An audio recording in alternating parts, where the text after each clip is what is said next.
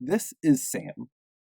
When we ask Sam about their dream home, they think about the fabled story of the three little pigs and the big bad wolf. Bricks are an essential part of the story. The bricks represent strength and endurance. But what if there are better options?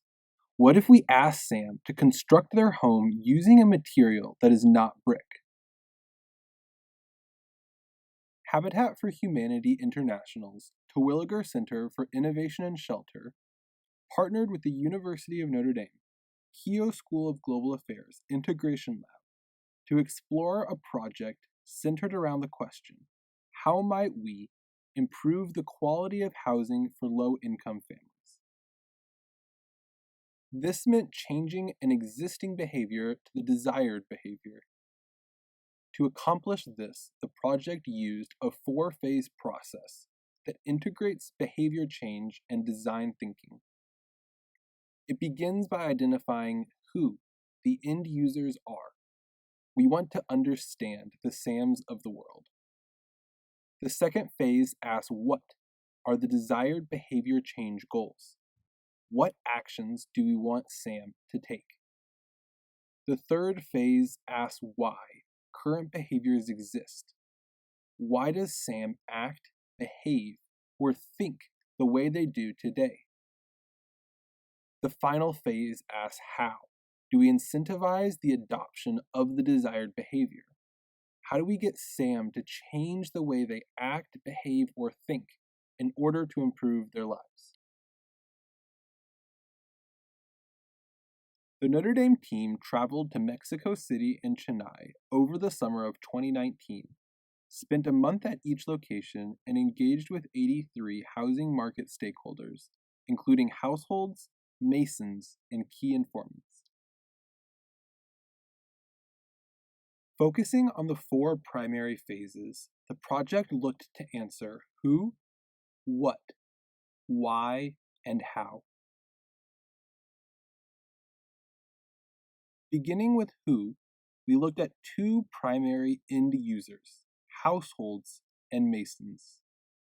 Over the course of the summer, we engaged with households and masons in the urban neighborhoods surrounding Mexico City and the rural and peri-urban neighborhoods surrounding Chennai. In Mexico City, we identified two household personas, Rosa and Mauricio, and two Mason personas, Jose and Diego. In India, we identified one household persona, Ganesh, and one Mason persona, Vijay. We also mapped out our end users' sources of influence, their environment. This includes the government, community, media, professionals such as architects and engineers, financial institutions, hardware stores, and material providers. They are the influence population. It was important to understand the roles, relationships, and level of influence between all the market actors and our Rosas and Mauricios in Mexico and our Ganeshas in India.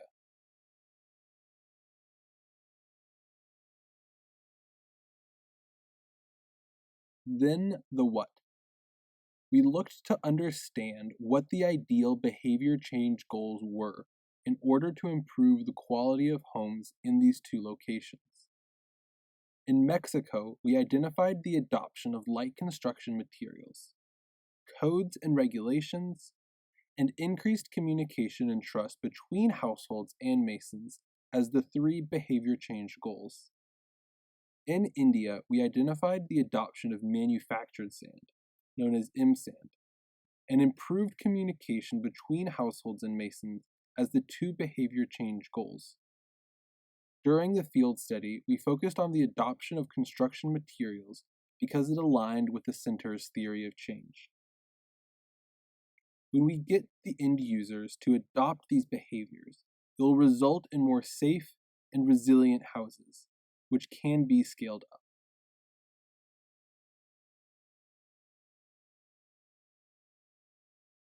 Then the why. We looked to understand why certain behaviors exist and why the desired behaviors are difficult for the end users to adopt. When we want SAM to adopt a behavior, we need to pinpoint what is keeping them from changing, and then we need to lower or remove that barrier.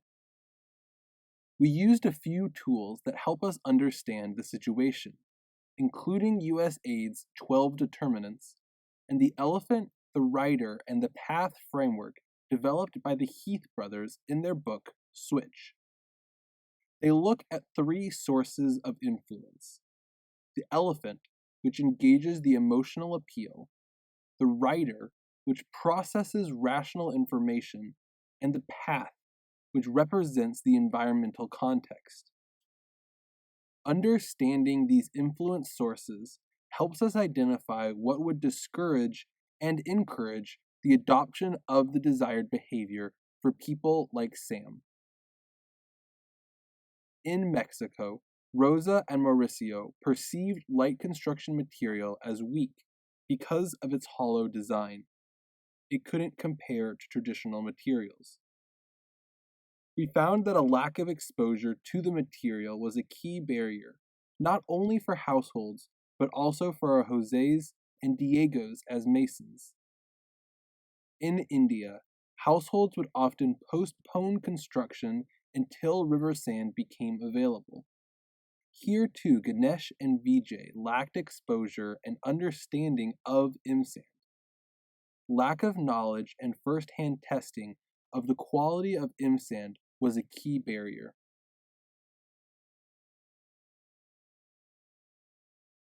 And finally, the how.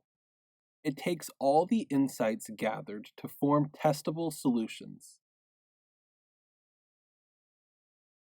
It begins with ideation. The team organizes knowledge into possible actions. There are no limits to creativity here.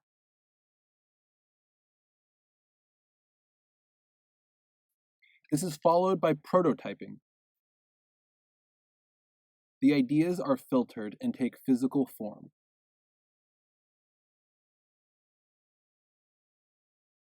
Finally, testing takes the prototypes to our end user for validation. Were our assumptions correct? Are we missing something? How can the prototypes be improved to meet the end user's needs? The team then returned to ideation and refined the prototypes by applying the new insights. The how is repeated as many times as needed. It is encouraged and necessary for more targeted solutions.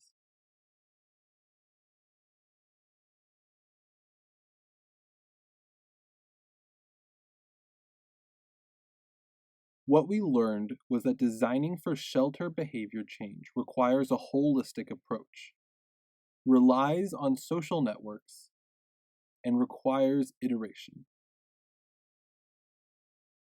The most effective way to get information to Rosa, Mauricio, Jose, and Diego was through someone they trusted, like the local hardware store owner. For Ganesh and Vijay, knowledge of and access to quality IMSAND was important to their decision to use and advocate for it. So when we come back to SAM and ask them whether they would consider using a different type of construction material, we want them to reply and say yes. This is behavior change.